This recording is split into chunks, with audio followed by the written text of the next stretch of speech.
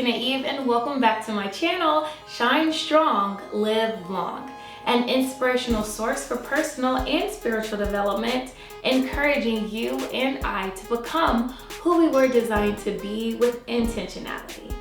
In today's video, I am going to show you how I set my own New Year's goals using techniques that are mentally healthy, helpful, and effective.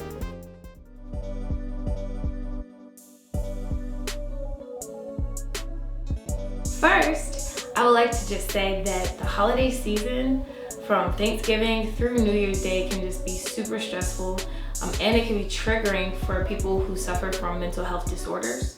And honestly, it can be triggering for people who aren't diagnosed as well. So anxiety levels may be up, people may feel isolated, depressed, and overwhelmed. And stress, you guys, trust me, it can lead to a large number of symptoms that are just not mentally healthy. Especially if you aren't taking time to pause, gather your thoughts, and just be honest about how you really are doing.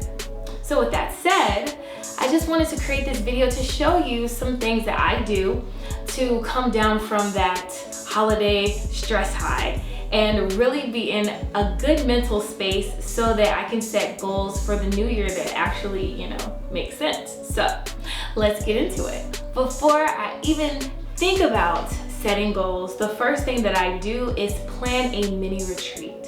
And it could be in your house somewhere quiet with your headphones on, but I recommend leaving and going to a space that is unfamiliar, maybe a coffee shop, library, Barnes and Nobles. I like to move around throughout the day. So maybe say I start inside the house, then I head outside somewhere. And I do this because it helps keep me creative and it kind of resets my mindset, honestly. And I kind of treat it like a mini vacation. I mean, if you feel healthy, then your thoughts are generally better and more creative. So why not try to just use the whole day, make a day of it. Some good old fashioned me time, a good way to end the year. Start that retreat day off with relaxation, meditation, prayer, music, whatever you need to just be present in that moment, and do not rush this part. Oh, I know I said whatever you need, but please understand the importance of being sober-minded during this process. I highly recommend that this retreat is drug and alcohol free, and it would also be a good idea to unplug from social media for a while. And once I am relaxed and present and not thinking about any other thing that I have going on, and I'm current in that moment, that's when I'm able to move forward to the next part. The next thing that I like to do is a recap. I look over my New Year's goals from the year prior and I check off what I accomplished. And sometimes I write a list of things that actually happened during that year, like milestones that have nothing to do with what I actually thought was going to happen. So I look at these things, I write them down, and for me, I keep a monthly to-do list, and I keep it in my calendar book. So I like to go back through those notes during this time. And when I do that, usually I notice that there are some tasks that I complete and some tasks that I don't.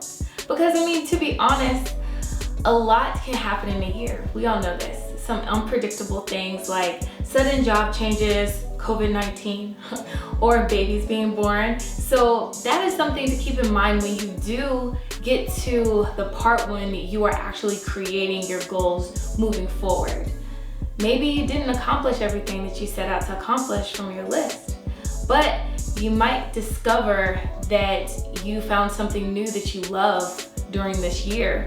Write that down, reflect on it, and be thankful that you made it to the end of another year. Remember, there is no such thing as a bad year when you made it through it. It's always good when you're able to make it through something. You can't change the past, but you can learn from it and plan to do better. Part 3 to my retreat day is so much easier once I've completed part 1 and 2. It's a setup trying to get you moving towards this part when it is actually time to start writing down your goals. To do this, I like to use the list that I just made of goals that I didn't accomplish and decide whether or not that's something that I want to carry on into the new year as a goal I still want to accomplish. Now, you can do whatever works best for you.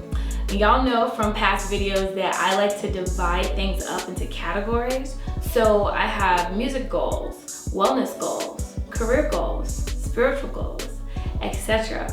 But sometimes just making one long list, that works too. Regardless, what I do recommend is starting broad and working your way down to narrow and focus your goals. For example, if you write down that you want to eat more home-cooked meals this year, that's a broad goal. Try narrowing it down to, I don't know, like start meal prepping, and then narrow that down to meal prep at least once a week. And then your action step for that may be to find meal prep recipes online that you think you would like to try. The bottom line is to goal setting. Make sure that your goals are challenging and realistic. Challenging, but realistic, remember that. Make sure that you write or type them down somewhere where you can find them, because by July you might forget. And make sure that you leave room for grace. And that last one, that's really important. That's something I had to learn. Be sure to give yourself room for forgiveness and for grace always when you're setting goals or New Year's resolutions. And I've learned this from experience, trust me. Life happens, and you know what they say, if you want to make God laugh, just tell him your plans. Real. And I'm not saying that you shouldn't take goal setting seriously. You should.